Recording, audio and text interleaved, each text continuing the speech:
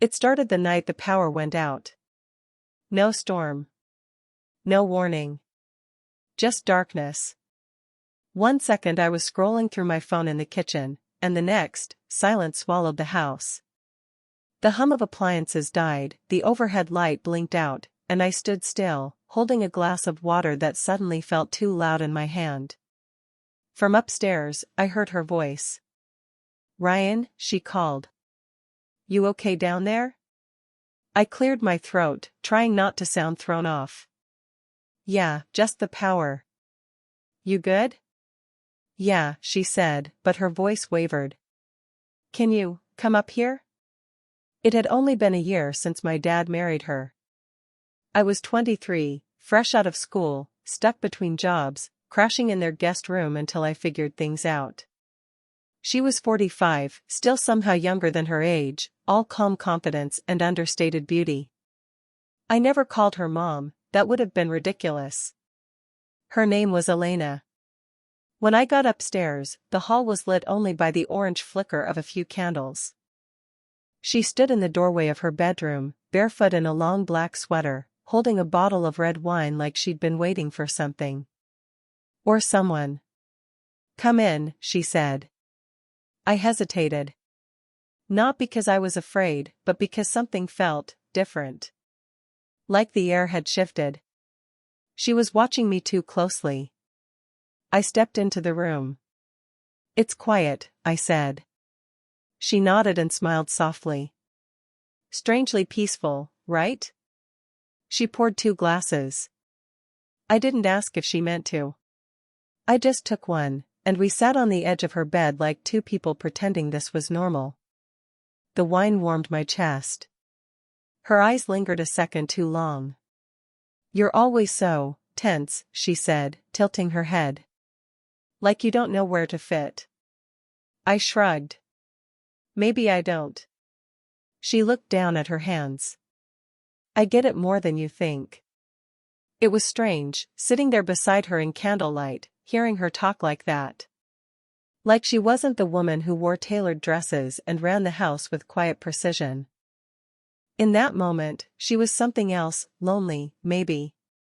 Or just tired of pretending everything was fine. I laughed, a little awkward. "Not sure this is how I imagined Friday night." She smiled again. "Well, sometimes the unexpected parts are the best ones." The pause that followed was thick with something I couldn't name. She didn't move closer, but she didn't move away either. Her knee touched mine. I didn't pull back. She looked at me like she saw all of me, every awkward part, every insecure thought I'd buried, and didn't flinch. "I'm glad you're here, Ryan," she said quietly. "You don't know how glad." I should have said something then. Should have laughed it off, made a joke, left the room. But I didn't. Because something in her tone made my chest tighten. And something in me wanted to know what she meant. I opened my mouth to speak. And that's when her phone buzzed. One single vibration on the nightstand. She glanced at the screen, then back at me. Her smile dropped. She turned the phone over without saying a word. I didn't ask. I couldn't. Because in that look she gave me, there was a choice. A door opening. A line, waiting to be crossed. And neither of us knew what would happen next. I didn't ask about the text. And Elena didn't offer an explanation. We sat in silence, the soft clink of her wine glass the only sound in the room. Outside, the wind pressed gently against the window pane. Inside, I felt like I was standing at the edge of something I couldn't quite name. Or undo. She finally spoke. "You remind me of someone I used to know," she said quietly, eyes on the candle's flickering flame. "When I was about your age. He was kind. Curious. A little lost, like you." I glanced at her. "What happened to him?" She smiled, but it was sad. Life. Marriage. Responsibilities. All the right choices that never quite felt right. Her voice cracked slightly on that last word, and for the first time, I realized something. She wasn't just lonely. She was stuck. Trapped in the life she'd built to be safe, not happy. I took a slow breath. Does my dad know you feel that way? She turned to me, eyes sharp now. Do you? We locked eyes. It wasn't a challenge, it was a confession, veiled in a question. I looked away. I'd been fighting the same thing since I moved in. The glances that lasted too long. The way I noticed the curve of her mouth when she smiled over coffee. The scent of her perfume lingering in the hallway long after she passed. I wasn't supposed to feel any of it. She was married to my father, for God's sake. But that didn't stop me. Elena reached for her glass again but paused halfway. You ever feel like people expect you to be someone you're not? Like you're stuck in a role you didn't audition for? All the time, I said before I could stop myself. She looked at me like she saw something in me. Something familiar. Something dangerous. I was 20 when I met your dad, she said. He was older, grounded. Safe. I thought that was what I needed. But it wasn't, I said quietly. She didn't answer. She didn't have to. The silence between us changed. Thickened. I thought of all the nights I'd heard them arguing behind closed doors. The way she'd retreat into silence afterward, staring out the kitchen window like she wasn't really there. I thought about how he'd never asked me how I was doing. Not really. Just barked advice I didn't want and gave nods of approval when I acted like him. Elena was watching me again, but this time, she leaned closer, not enough to cross a line, but enough that I could feel the warmth of her. Then, quietly, you don't have to stay in the guest room tonight. My heart stuttered. She wasn't looking at me anymore. She was staring at the flame again, like she hadn't just said something that pulled the floor out from under me. I didn't answer. But my hand, without thinking, brushed lightly against hers. She didn't pull away. The moment my fingers brushed hers, I felt it, the tremble. Not from fear, but from restraint. She didn't move. Neither did I. The space between us was electric, but fragile, like one wrong breath could shatter it. Then, downstairs, the front door opened. Hello? My dad's voice. Loud. Casual. Oblivious. Elena flinched like she'd been slapped. Her hand jerked back. She stood up quickly, smoothing her sweater, her face locking into the calm, polished version of herself I'd seen at dinner tables and family gatherings. I stood too, heart hammering.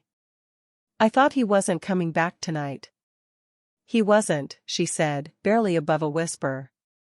Footsteps on the stairs. Heavy. Getting closer. She turned to me, eyes wide, not with fear, but panic. Go. Your room. Now. I hesitated. Ryan, she said, sharper this time.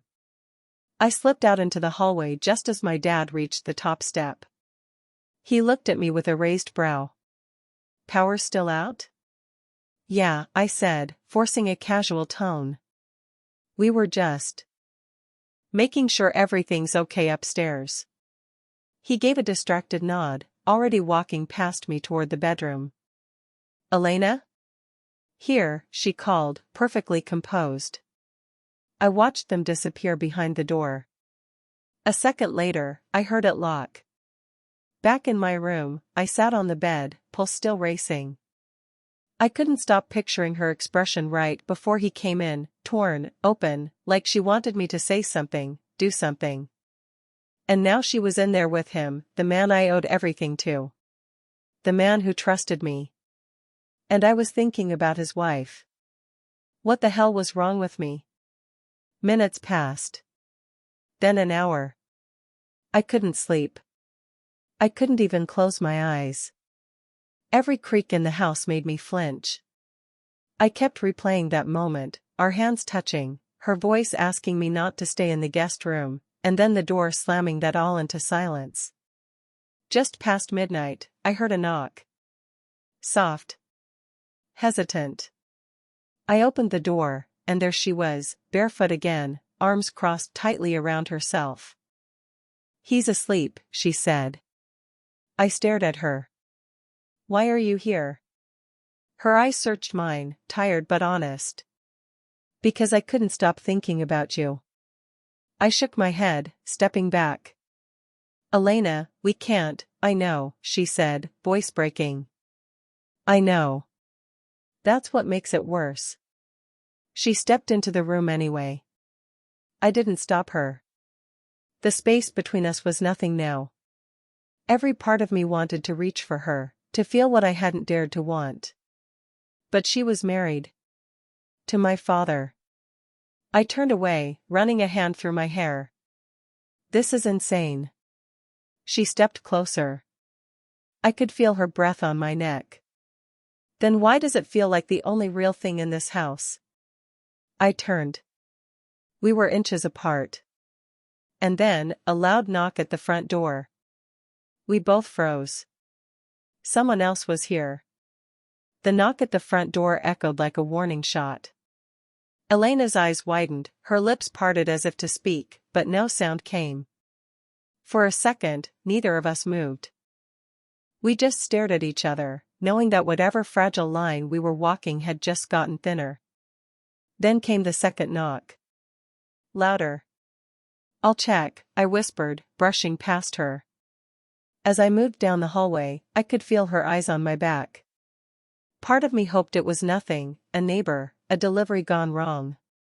But deep down, something told me this night wasn't done unraveling. I opened the door. It was Sarah. "My ex, what the hell?" I said, caught between confusion and panic. She looked just as confused, and then, curious.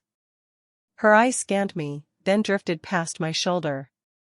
"I texted you," she said, stepping inside without asking. "You didn't answer." "I was in the neighborhood. Thought I'd see how you're doing." It's late." She shrugged, brushing past me. "Yeah, and you look like you've seen a ghost." "Who's upstairs?" I hesitated too long. "Wait," she said, voice sharpening. "Is someone here?" "No," I lied quickly. "Just me and my dad's home. He's sleeping." She stared at me for a beat, then started walking toward the stairs. "Weird vibe in here." I followed fast. "Sarah, don't," and that's when Elena stepped out of my room. Her sweater was still loose, her hair slightly mussed. One look at her and anyone could connect the dots. Sarah stopped cold. "Oh my God," she whispered. "You're joking." "Sarah," I started. "You're sleeping with your stepmom?" The words hit like a slap. Elena flinched. I stood frozen, throat closing up. "You've lost it," Sarah hissed. This is beyond messed up." She turned to leave, but not before throwing one last dagger over her shoulder. "Guess I was just too young for you, huh?" The door slammed. The silence that followed was unbearable. Elena looked at me, eyes brimming with something between shame and heartbreak. "I should go." "No," I said, stepping forward. "Don't." She shook her head. "This is already too much." "You shouldn't have to, I don't care what she thinks," I said, louder now, sharper than I meant to be. "I care about this. About you." She looked up. I saw it then, the crack in her armor. The fear, the guilt, but also the same thing boiling in me, need. "I've been trying to stop," she whispered. "Since the first time I noticed you. Since the first time I felt anything. But I can't." Neither could I. I closed the space between us. Her breath hitched. "Elena," I said. "Tell me not to." She didn't. She just looked at me, mouth trembling, eyes wide, torn open. I leaned in, and then, from the top of the stairs, "What the hell is going on?" "My dad." "What the hell is going on?" His voice stopped time. My dad stood at the top of the stairs in nothing but sweatpants and disbelief. His eyes bounced from me to Elena, her sweater still hanging off one shoulder, my hand frozen halfway between us. No one spoke. His gaze sharpened. "Elena. Tell me I'm not seeing what I think I'm seeing." She opened her mouth, but no words came out. Just silence. Heavy. Damning. He stepped down the stairs slowly, like each step made him angrier. "Ryan, what are you doing with my wife?" I backed up a little. "It's not, don't lie to me," he snapped. "Don't you dare." "I wasn't going to," I said, swallowing hard. "It's complicated." "Oh, I bet it is," he cut in, his voice cracking now. "You come into my house, under my roof, and you do this?" Elena finally found her voice. "Mark, please. Don't, no. No, you don't get to talk right now." His stare pierced her. "After everything I gave you." "I never asked for any of this," she said, shaking, something rising in her voice that hadn't been there before. "I married you because I thought I was supposed to. I stayed because I was afraid to be alone." "And now what?" he hissed. "You're dragging my son into your midlife crisis?" "I'm not dragging anyone," she snapped. "You haven't touched me in over a year. You haven't seen me in longer. Ryan's the only one who has." The room fell dead silent. His mouth opened, but no words came. Just fury. Just heartbreak. Then his expression changed, from rage to something worse. Something quiet and cruel. "You think this is love?" he said, low and bitter. "You're not special to her, Ryan. You're just young. Convenient." Elena's face twisted. "Don't you think she doesn't have a history?" he pushed. "You're not her first mistake." She froze. And that's when I knew. There was something she hadn't told me. I turned to her. "What's he talking about?" She hesitated. "Ryan," my heart sank. "Tell me." She exhaled, long and ragged. "Years ago, before I met your father, I was involved with someone. He was young too. It didn't end well. He tried to hurt himself after I ended it." I stared at her like I didn't recognize her. "You said I made you feel seen," I said, the words tasting bitter now. "But is that what this is? Just another pattern?" "No," she said, stepping forward. "You were different. You are." I stepped back. Dad watched with cold satisfaction. "Still think this is love?" Elena turned to me, desperate. "Don't listen to him. What we have, that's real." I wanted to believe her. I really did. But all I felt was the ground giving way beneath me. That's when my phone buzzed in my pocket. A single message, from Sarah. I told him everything. My chest tightened. This wasn't just a family secret anymore. It was about to blow up for everyone. The air in the living room felt suffocating.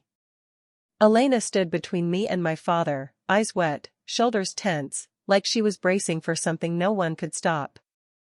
My phone was still in my hand, Sarah's message glowing like a threat. I told him everything. It was already done. The line we crossed wasn't just between us anymore, it was out in the world, exposed, judged, real. "Ryan," Elena said softly, "look at me." I did. Her voice shook. "You saw the part of me I buried years ago. The part one never thought I'd feel again. And maybe that scares you now, but it was never a lie." I wanted to believe her. I did believe her. But I also saw the damage in my father's eyes, a man unraveling in slow motion, watching his wife and son fall into each other's arms. He was breathing hard, barely holding himself together. "You think this ends well?" he spat. "You think you just walk off into the sunset and it's okay?" "No," I said. "I don't." I stepped forward. This was wrong, I told Elena. Not because of what I felt, but because of how it happened. She flinched. "You don't regret." "I don't regret it," I said.